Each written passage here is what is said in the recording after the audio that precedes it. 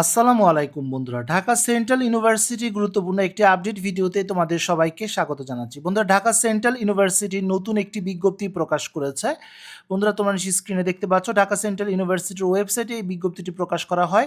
2025-26 শিক্ষাবর্ষের ভর্তি choice form পূরণের সময়সীমা বর্ধিত সংক্রান্ত জরুরি বিজ্ঞপ্তি। বন্ধুরা, আমরা যদি বিজ্ঞপ্তিটি ওপেন করি, এখানে ক্লিয়ারভাবে বলা হয়েছে, এত দ্বারা সংশ্লিষ্ট সকলের অবগতির জন্য জানানো যাচ্ছে যে ঢাকা সেন্ট্রাল ইউনিভার্সিটি সংযুক্ত কলেজসমূহে 2025-26 শিক্ষাবর্ষের প্রথম বর্ষ স্নাতক শ্রেণীর কলা, সামাজিক বিজ্ঞান, বিজ্ঞান ও ব্যবসা শিক্ষা ইউনিটের ভর্তি পরীক্ষায় উত্তীর্ণ শিক্ষার্থীরা, অর্থাৎ যারা তোমরা পাশ করেছো, তারা 1/8/2026 তারিখ অর্থাৎ আগস্ট মাসের 1 তারিখ রাত 12টা পর্যন্ত অনলাইনে চয়েস ফর্ম পূরণ করতে পারবে এবং এই সময় তোমরা বিষয় এবং কলেজ এবং কোটা সংক্রান্ত তথ্য পূরণ করতে পারবে। যেটা বন্ধুরা নিশ্চয়ই তোমরা জানো, যেটা 30 তারিখ পর্যন্ত ছিল, সেটাকে সময়কে বৃদ্ধি করে আগামী 1 আগস্ট পর্যন্ত করা হয়েছে।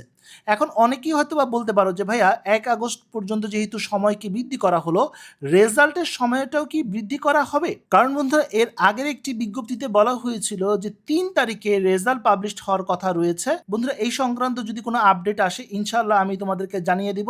তবে আপাতত এতটুকু মোটামুটি নিশ্চিত থাকো যে আগামী 1 তারিখ পর্যন্ত তোমরা চয়েস ফর্মটি পূরণ করতে পারবে।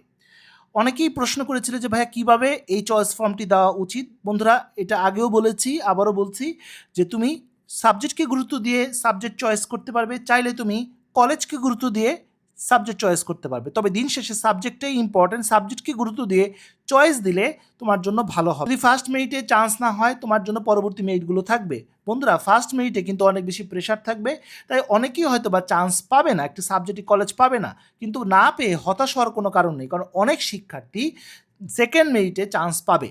কারণ অনেক শিক্ষার্থী ন্যাশনাল ইউনিভার্সিটিতে ভর্তি হয়ে গেছে, কোনো পাবলিক বিশ্ববিদ্যালয়ে ভর্তি হয়ে গেছে, কারো হয়তো বা সেকেন্ড টাইমের চিন্তা রয়েছে, কেউ হয়তো বা বিদেশে চলে যাবে, কেউ হয়তো বা অন্য কোনো প্ল্যানিং করছে, কেউ হয়তো বা ঢাকায় আসবে না, ন্যাশনাল ইউনিভার্সিটি পড়ার চিন্তা ভাবনাই করছে বা প্রাইভেট বিশ্ববিদ্যালয়।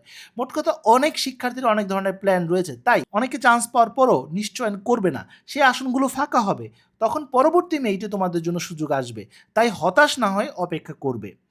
তো বন্ধুরা, এই ছিল আজকের মতো ভিডিও। পরবর্তী আপডেট এবং সঠিক তথ্যের জন্য আমার চ্যানেলটি সাবস্ক্রাইব করে রাখার অনুরোধ করছি। তো বন্ধুরা, আজ এ পর্যন্ত সবাই ভালো থাকো, সুস্থ থাকো, দেখা হবে আগামী কোনো ভিডিওতে। সে পর্যন্ত আল্লাহ হাফেজ।